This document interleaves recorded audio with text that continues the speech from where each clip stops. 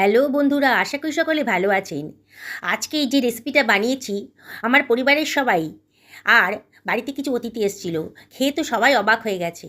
সবার মুখে একই প্রশ্ন, কী দিয়ে বানিয়েছো যে এত টেস্টি হয়েছে, তাও আবার নিরামিষ। চলুন তাহলে রেসিপিটা আপনাদের সঙ্গে শেয়ার করি কী করে বানালাম আমি এখানে 500 ml দুধ জাল দিতে দিয়ে দিয়েছি। দুধটা যখন একটু গরম হয়ে গেছে, তখন গ্যাসের ফ্লেমটা লোতে করে ভিনিগার আর জলের একটা মিশ্রণ করে রেখেছিলাম, অল্প অল্প করে সেই দুধের ভেতর দিয়ে দিচ্ছি। বুঝতেই পারছেন, আমি দুধের ছানাটা কাটিয়ে নিচ্ছি। এইভাবে অল্প অল্প ভিনিগার আর জলের মিশ্রণটা দিয়ে আমি দুধের ছানাটা পুরোপুরি কাটিয়ে নিলাম। এবার এই ছানাটাকে জল থেকে ঝরিয়ে একটা স্ট্রেনারের উপর রেখে দিয়েছি। আমি একটা মাঝারি সাইজের ফুলকপি নিয়ে নিয়েছি। আজকে ফুলকপি দিয়ে এই রেসিপিটা বানাবো। বন্ধুরা, রেসিপিটি যদি একবার না খান না, শীত চলে গেলে কিন্তু আফসোস করতে হবে। ফুলকপি সারা বছরই পাওয়া যায়, তবে শীতের ফুলকপির স্বাদ কিন্তু একেবারে আলাদা। আমি ফুলকপিটাকে টুকরো টুকরো করে কেটে নিচ্ছি, একটু ছোটো সাইজের টুকরোই করে নিচ্ছি। দেখুন আমি কীভাবে কাটলাম। এইভাবে সমস্ত ফুলকপিটাকে আমি কেটে নিয়েছি। এবার সরিয়ে রাখছি। আমি এখানে 3খানা টমেটো নিয়ে নিয়েছি, মাঝারি সাইজের টমেটোর ভালো করে ধুয়ে নিয়েছি। টমেটোটাকে বোটার দিকের অংশটাকে কেটে বাদ দিয়ে দিলাম, আর টমেটোটাকেও আমি কেটে নিচ্ছি। দেখুন পাতলা পাতলা লম্বা লম্বা করে কেটে নেব। আমি যে পরিমাণ কফি নিয়েছি তাতে আমার 3খানা টমেটোরই প্রয়োজন হবে। পুরো 3টে টমেটোই আমি পাতলা পাতলা লম্বা লম্বা করে কেটে নিচ্ছি। এবার এগুলোকেও সরিয়ে রাখলাম। একটা ফ্রাই প্যানে আমি জল গরম হতে দিয়ে দিয়েছি। জলটা যখন বেশ গরম হয়ে গেছে, হাফ টু চামচ মতো লবণ দিয়ে দিলাম। দিয়ে এবার ফুলকপির টুকরোগুলোকে আমি একটু ভাপিয়ে নেব। ফুলকপির ভিতরে অনেক নোংরা থাকে, পোকামাকড় থাকে আর কি।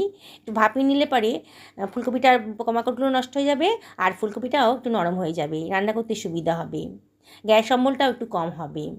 দেখুন মিনিটখানেক গরম করার পর, মানে ভাপিয়ে নেওয়ার পর, আমি একটা স্ট্রেনারের সাহায্যে এটাকে তুলে অন্য একটা পাত্রের ভেতর রেখে দিচ্ছি। এবার ফ্রাই প্যানটা গরম করে আবার এর ভেতর দিয়ে দিলাম 1.5 টেবিল চামচ মতো সাদা তেল, আর দিয়ে দিচ্ছি হাফ টেবিল চামচ মতো লবণ, 1/4 টেবিল চামচ মতো হলুদের গুঁড়ো দিয়ে দিলাম। গ্যাসের ফ্লেমটা এই সময় লোতে রেখেছি। এবারে ভালো করে তেলের সাথে লবণ আর হলুদটাকে মিশিয়ে নিয়েছি। এবার ভাপানো ফুলকপিটা এর ভেতরে দিয়ে দিচ্ছি, দিয়ে সব কিছু খুব ভালো করে মিশিয়ে নেব। গ্যাসের ফ্লেমটা এই সময় মিডিয়াম টু হাইতে রেখেছি, আর অনবরত কিন্তু নাড়তে হবে। দেখুন বন্ধুরা, খানিকক্ষণ নাড়ার পরেই কিন্তু ফুলকপিটার গায়ে একটা সুন্দর কালার এসে গেছে, মানে ফুলকপিটা একটু ভাজা ভাজা মতো হয়ে গেছে। এবার একটা স্ট্রেনারের সাহায্যে আমি এগুলোকে তুলে অন্য একটা পাত্রের ভেতর রেখে দিচ্ছি। এটা বানানো একেবারেই সোজা, যে একবার দেখবে না সেই কিন্তু বানিয়ে ফেলতে পারবে। আর একবার যদি বানিয়ে খান বন্ধুরা, বারে বারে কিন্তু এই রেসিপিটা আপনাদের বানিয়ে খেতে ইচ্ছা করবে, এতটাই টেস্টি। কড়াইতে তেলটা একেবারেই কমে গেছিলো, আমি এর ভেতরে 2 টেবিল চামচ মতো সাদা তেল দিয়ে দিলাম। তেলটা গরম হয়ে গেছে যখন, গোটা গরম মশলা দিয়ে দিলাম, দারচিনি, লবঙ্গ আর ছোটো এলাচের মাথাটা ফাটিয়ে দিয়ে দিলাম। হাফ টেবিল চামচ মতো গোটা জিরে দিলাম, 5 থেকে 6টা গোটা গোলমরিচের দানা দিলাম। দিয়ে সব কিছু ভালো করে মিশিয়ে নিচ্ছি। সুন্দর একটা গন্ধ বেরোতে শুরু করে দিয়েছে, একটু নাড়াচাড়া করে দিয়েছি। এইবারে আমি এর ভেতরে দিয়ে দিচ্ছি 1 টেবিল চামচ মতো আদা বাটা, দিয়ে সব কিছু আবারও খুব ভালো করে মিশিয়ে নেব। ভালো করে মিশিয়ে নিতে হবে, আদার কাঁচা ভাবটা যেন একেবারেই না থাকে। অনবরত কিন্তু নাড়তে হবে এই জন্যে।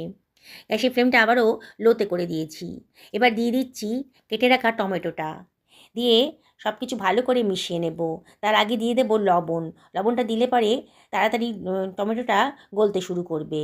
হাফ টেবিল চামচ মতো লবণ দিয়ে দিলাম, দিয়ে সব কিছু খুব ভালো করে নাড়াচাড়া করে দিচ্ছি। গ্যাসের ফ্লেমটা মিডিয়াম টু লোতে রেখে এবার ঢাকা দিয়ে মিনিট 2 রান্না করে নেব। 2 মিনিট বাদে দেখুন টমেটোটা কিন্তু অনেকটাই নরম হয়ে গেছে। আবারও একটু নাড়াচাড়া করে দিচ্ছি। এতটাই টেস্টি রেসিপি না, আর এই বানাতে কিন্তু 10 মিনিট বেশি টাইম লাগবে না। অবাক হয়ে যাবেন যে এত টেস্টি রেসিপি এত সহজেই বানানো যায়।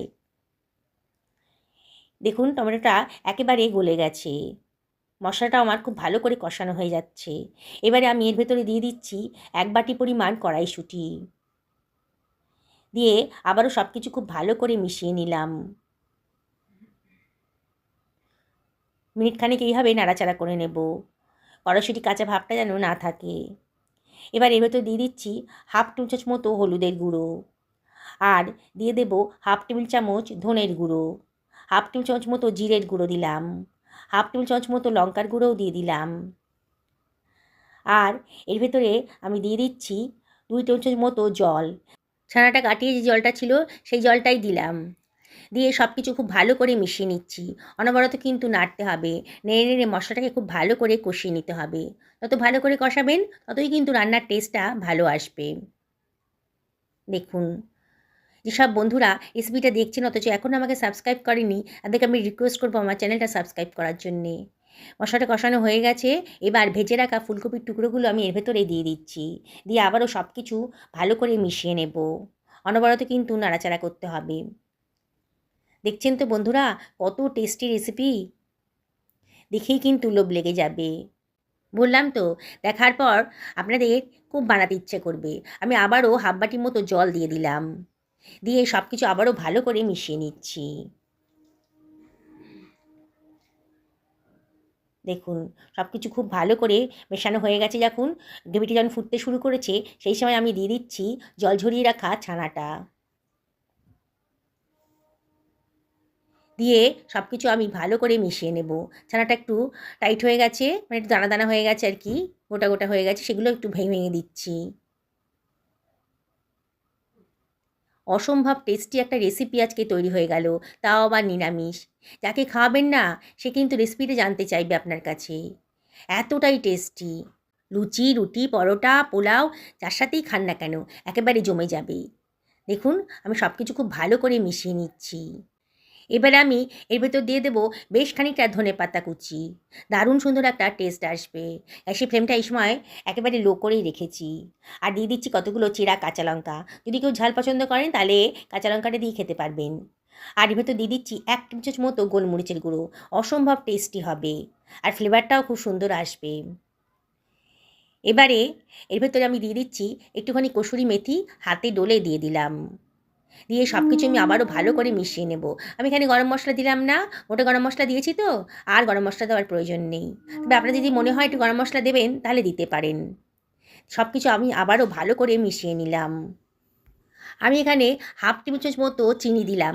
সবার শেষেই চিনিটা দিলাম, অপশনাল, যদি পছন্দ হয় দেবেন, না হলে বাদ দেবেন। তবে চিনিটা দিলে পরে কিন্তু খুব সুন্দর একটা টেস্ট আসবে। আবারও সব কিছু খুব ভালো করে মিশিয়ে নিচ্ছি। দেখুন বন্ধুরা, কালারটা কতটা সুন্দর হয়েছে। আরও টেস্টি করার জন্যে আমি এখানে দিয়ে দিচ্ছি 1 টেবিল চামচ মতো গাওয়া ঘি। সুন্দর একটা গন্ধ বেরোবে। এবারে আমি ঢাকা দিয়ে মিনিটখানেক লো ফ্লেমে রান্না করে নেব। 1 মিনিট বাদে দেখুন কত সুন্দরভাবে রেসিপিটা তৈরি হয়ে গেছে। কতটা লোভনীয় হয়েছে দেখুন। দারুণ সুন্দর একটা গন্ধ বেরোচ্ছে। গোটা রান্নাঘর দিয়ে দারুণ সুন্দর একটা গন্ধ বেরিয়ে গেছে। সবাই জিজ্ঞেস করছে যে আজকে কী এমন বানানো হচ্ছে যে এত সুন্দর একটা গন্ধ বেরিয়ে গেছে। দেখুন, আমি এবার এটাকে একটা সার্ভিং প্লেটে সার্ভ করে দিচ্ছি। যেসব বন্ধুরা ফেসবুক থেকে দেখছেন তাদেরকে আমি রিকোয়েস্ট করবো আমার পেজটা ফলো করার জন্যে। আমি একটা সার্ভিং প্লেটে এটাকে সার্ভ করে দিচ্ছি। দেখছেন তো কতটা লোভনীয় হয়েছে। দেখেই কিন্তু বানাতে ইচ্ছে করবে।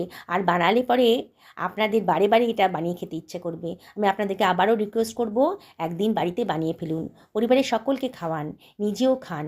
দেখুন কতটা লোভনীয় হয়েছে আর কত অল্প খরচে অসাধারণ টেস্টি রেসিপিটা কিন্তু তৈরি হয়ে গেল। আমি চামচে করে দেখাচ্ছি আপনাদেরকে, কি সুন্দর দেখতে হয়েছে। খেতে কিন্তু সত্যি বলছি অসাধারণ।